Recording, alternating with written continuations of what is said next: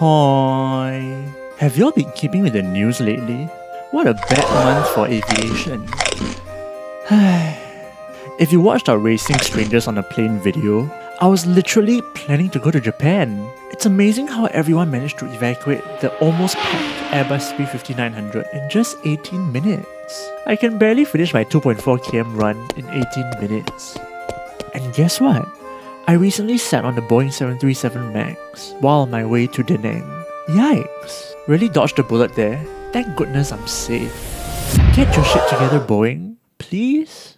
Or I'll declare the A350 and not the Boeing 777-300ER as my new favourite aircraft.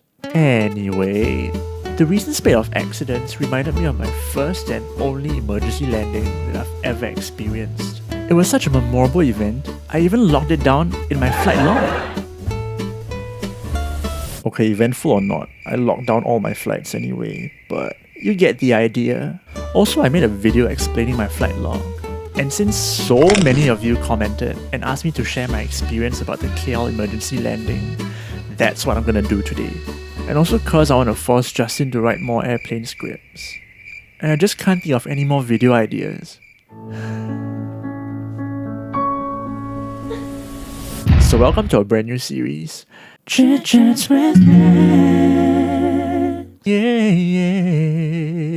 Imagine that we're just a bunch of friends having a little chit chat, and me updating you on a big, juicy story. But in actual fact, I'm just alone speaking to my computer screen, but yep, hopefully it feels like that with this series.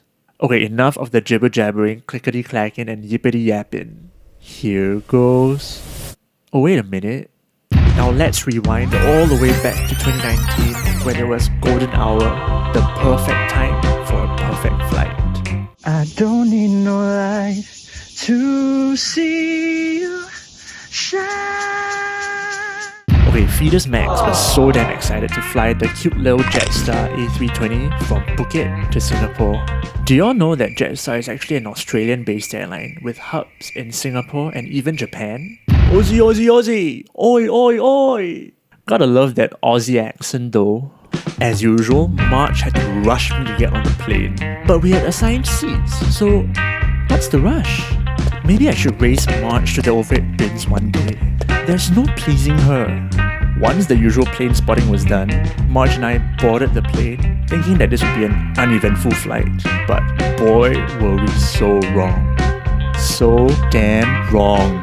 We were only 45 minutes into the flight when suddenly there was a commotion just a few rows ahead of us. We realized that Johnny from 16C collapsed and was foaming at the mouth.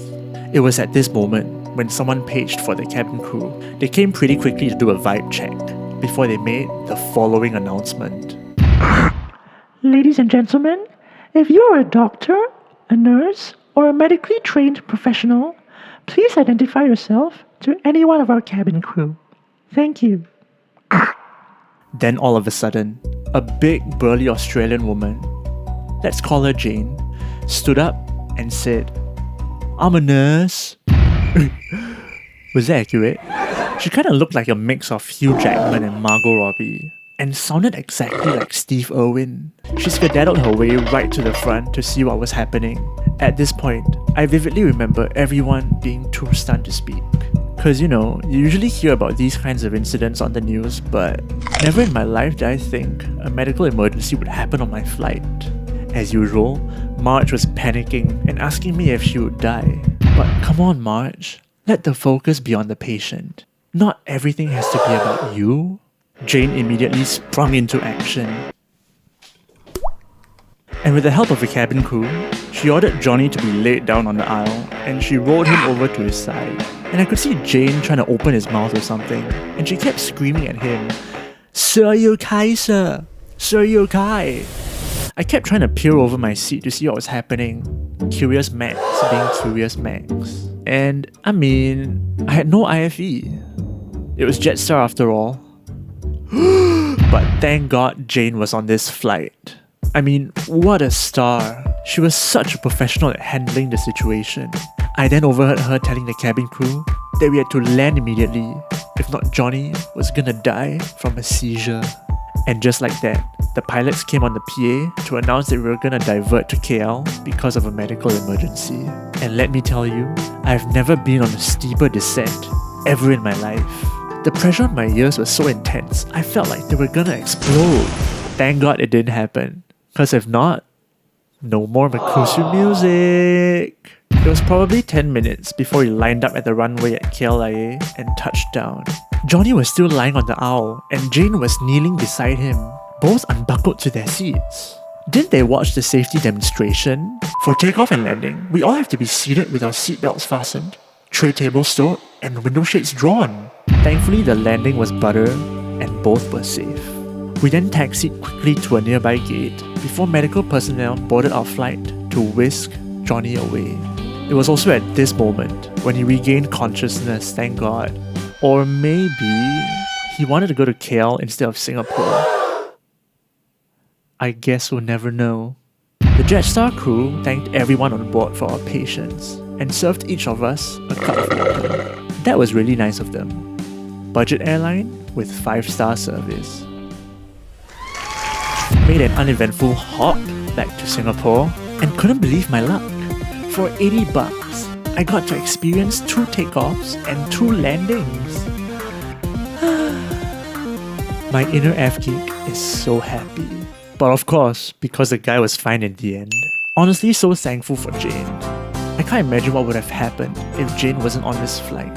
So thank you, Jane. Even after 5 years, I still remember this moment like it was yesterday. And can y'all guess what March did? When we disembarked at Changi Airport, Jane was waiting at the gate for a transit flight back home down under. At this moment, March pulled away from me, approached Jane, held her hand, and said, "You are a hero." Ever so dramatic. Hopefully that's the last emergency landing that I'll ever experience. I don't need no light to see you shine.